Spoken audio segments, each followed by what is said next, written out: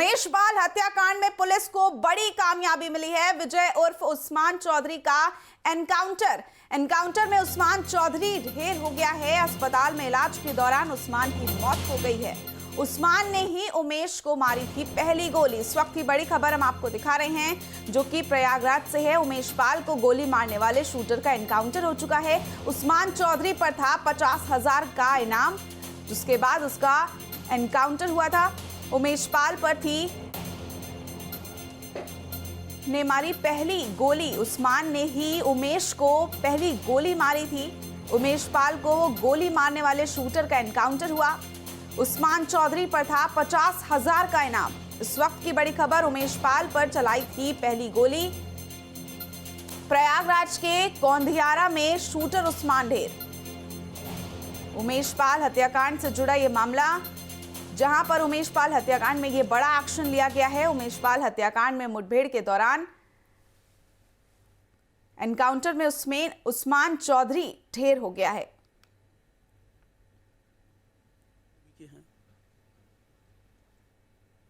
इलाज के दौरान उस्मान की मौत हो गई है। एनकाउंटर में उस्मान चौधरी ढेर। हम कुछ नहीं बोलेंगे, वही जो NITV के हैं।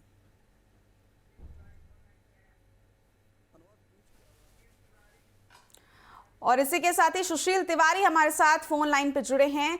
सुशील, क्या कुछ पूरा मामला है? उस्मान ने पहली गोली चलाई थी और उसके बाद में आज उसका एनकाउंटर की खबर सामने आती है। ये बहुत बड़ा एक्शन है।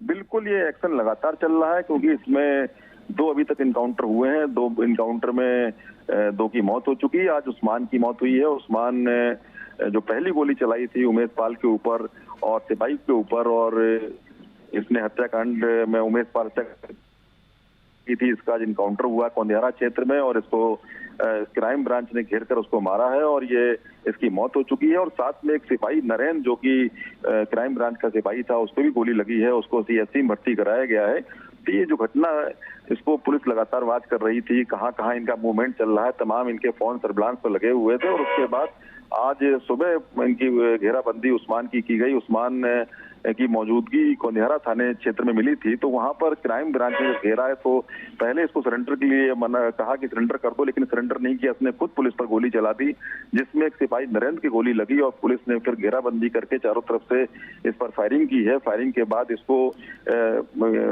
SRN हॉस्पिटल लाया गया, जहाँ इसकी मौत हो गई है।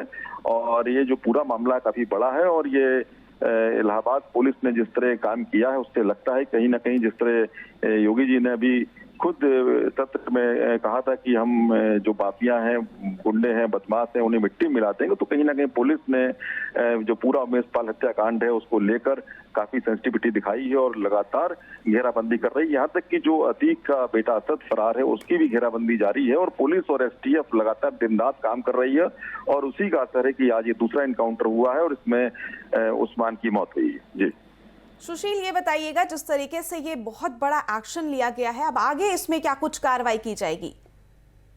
इसमें लगातार अगर देखा जाए, मेरी अभी STF के कचकारी से बात हुई। STF कचकारी ने मुझे बताया कि हम लोग रात भर जग रहे हैं और रात भर काम चल रहा है। तो कहीं ना कहीं पूरी रात ये लोग काम कर रहे हैं, दिन रात लगे हुए हैं, क्योंकि उत्तर प्रदेश सरकार माफियाओं को खत्म करना चाहती है और लगातार उसका यही मैसेज है कि यहाँ पर बिल्कुल शांति, अमन, चैन कायम रहेगा। तो ये जो घटना हुई कहीं ना कहीं चैलेंज था सरकार को और इस चैलेंज को सरकार ने स्वीकार भी किया है कहीं ना कहीं। इसीलिए जिस तरह ADG STF अमिताभ यस और ADG LO लगातार प्रशांत कुमार लगे हुए हैं। यहाँ तक कि इलाहाबाद में लोगों ने कुछ दिन कैंप भी किया। उसके बाद जो इनकी कई टीमें लगी हुई हैं और यहाँ तक कि नहीं सिर्फ प्रदेश में नहीं, अन्य राज्यों में टीम भेजी गई हैं। गुड्डू मुस्लिम की जैसे जानकारी मिल रही थी कि हैदराबाद में है और वेस्ट बंगाल में है। और अतीक का बेटा जो नेपाल में बताया जा रहा है, असद नेपाल फरार हो गया, नेपाल निकल गया बहराइच के रास्ते।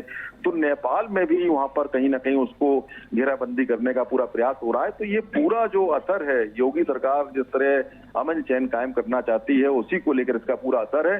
और जो गुंडागर्दी है, इसको बर्दाश्त नहीं किया जाएगा। और साथ में जिस तरह तमाम जो बड़ी घटना हुई है, क्योंकि जिस तरह इन्होंने दिन दहाड़े हत्या की एक उमेश पाल की, तो उसको लेकर ये जो कार्रवाई लगातार चलेगी और चलती रहेगी, यही है।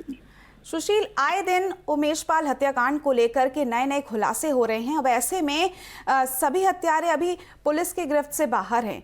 अब आगे इसमें क्या कुछ देखने को मिल सकता है, कब तक ये सभी की गिरफ्तारी हो सकती है? क्योंकि बात अगर अतीक की करें तो इसको लेकर क्या कुछ अपडेट है?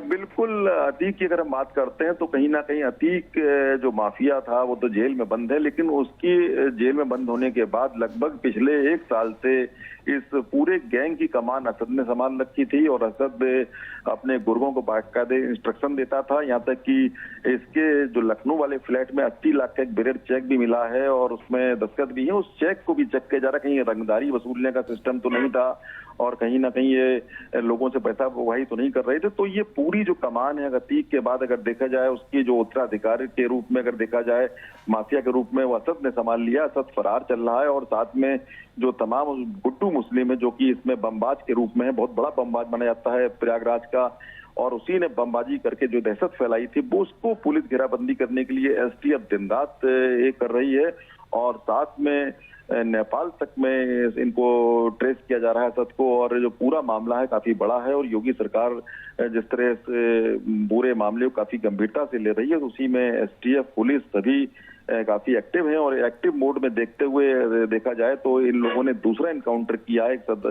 एक और गिरफ्तारी हुई थी, एक सदाकत को गिरफ्तार किया था, वो भी जेल में है। और ये पूरा जो घटनाक्रम है कहीं ना कहीं इसमें आगे भी इसी तरह की और भी जो पुलिस का जो प्रयास है वो देखने को मिलेगा। सुशील, इस एनकाउंटर में एक और सिपाही के घायल होने की भी खबर सामने आई है, उनकी क्या कुछ स्थिति अभी बताई जा रही है? वो जो नरेंद्र है, जो क्राइम ब्रांच का सिपाही है, वो उसको भी गोली लगी है और वो घायल बताया जा रहा है और लेकिन वो खतरे से बाहर बताया जा रहा है। वो जो सिपाही था उसका इलाज चल रहा है, जो वहाँ पर स्थानीय सीएससी है, क्योंकि गोली बहुत ज्यादा नहीं लेकिन लगी, गोली लग के निकली है। तो कहीं ना कहीं वो जो पूरा उसका उपचार हो रहा है, सीएससी में एडमिट है, नरेंद्र नाम का सिपाही है और उसका इलाज चल रहा है। जी सुशील, अभी जिस तरीके से उनका इलाज चल रहा है, क्या कुछ उसमें अभी अपडेट बताया जा रहा है? क्योंकि अभी आपने बताया कि वो किसी भी उससे बाहर हैं, तो अभी क्या कुछ उसमें अपडेट है कि वो ठीक है अभी? हाँ, बिल्कुल ठीक है। और जिस तरह आज सुबह सुबह जब पुलिस को सूचना मिली थी, सर्विलांस वगैरह लगा रखा था, तमाम मुखबिर भी इन्होंने लगा रखे थे। उसके बाद जब ये घेराबंदी हुई है तो पुलिस ने पहले सरेंडर करने के लिए बोला, लेकिन जब सरेंडर नहीं किया तब गोलियां चली हैं दोनों की तरफ से और उसमें सिपाही नरेंद्र को जब गोली लगी है तो उसको तुरंत जो उसके सहकर्मी थे वो वहाँ जो पास में ही जो चिकित्सा केंद्र था वहां ले गए, वहां पर उसकी पट्टी वगैरह की गई, डॉक्टर्स भी तुरंत वहां पर उसके इलाज में लग गए। लेकिन जो डॉक्टर्स बता रहे हैं कि खतरे से बाहर है, तो ये गोली जब इनकाउंटर होता है तो कहीं ना कहीं पुलिस वालों की भी लग जाती है। तो इसी क्रम में नरेंद्र को गोली लगी और नरेंद्र घायल है और यहाँ तक कि जो तमाम बड़े बड़े पुलिस अधिकारी हैं वो मौके पर पहुंचे। जी, इसी के साथ एक मेरा और सवाल है कि अतीक गैंग ने मुंबई अंडरवर्ल्ड के साथ मिलकर उमेश पाल की हत्या करवाई है, इसका कोई खुलासा हुआ है क्या अभी तक? जी जी जी, क्या अतीक गैंग ने मिलकर मुंबई अंडरवर्ल्ड के साथ उमेश पाल की हत्या करवाई है, इसका क्या अभी तक जांच एजेंसियों के द्वारा कोई भी खुलासा हुआ है? बिल्कुल, देखा जाए तो बहुत ही बड़ा माफिया है। उसने तमाम जो बड़े बड़े हत्याकांड करवाए, राजू पाल हत्याकांड भी हुआ, इसके पहले तमाम हत्याकांड हुए हैं। अगर देखा जाए अतीक ने जब अगर देखे शुरू में ही उसने अपने शुरुआती दौर से ही हत्या करना शुरू कर दी थी। तमाम बड़े जो हत्याकांड उसके नाम दर्ज हैं और इसके अलावा अतीक फिर बाद में राजनीतिक क्षेत्र में भी आ गया और फिर सांसद भी रहा और लगभग 6 बार विधायक भी रहा शहर पश्चिम से। तो अतीक एक बड़ा नाम हो गया था और कहीं ना कहीं राजनीतिक रसूख भी रखता था। यहाँ समाजवादी पार्टी और बहुजन समाज पार्टी में उसका काफी अच्छा संपर्क रहा, उन्हीं पार्टियों के माध्यम से वो चुनाव भी जीतता रहा और यहाँ तक कि निर्दलीय चुनाव भी जीता। एक असर है अतीक अहमद का प्रयागराज और आसपास के क्षेत्रों में, यहाँ तक कि जो अतीक अहमद का रुतबा था इतना ज्यादा था, वो अगर किसी से कोई रंगदारी मांगता था तो रंगदारी देनी पड़ती थी और वो धीमे धीमे योगी सरकार ने उसका रुतबा खत्म किया और अब बेटे असद ने ही कमान संभाली है और कहीं ना कहीं रंगदारी का जो अभी भी प्रयास चल रहा है उसको खत्म करने के लिए। जी।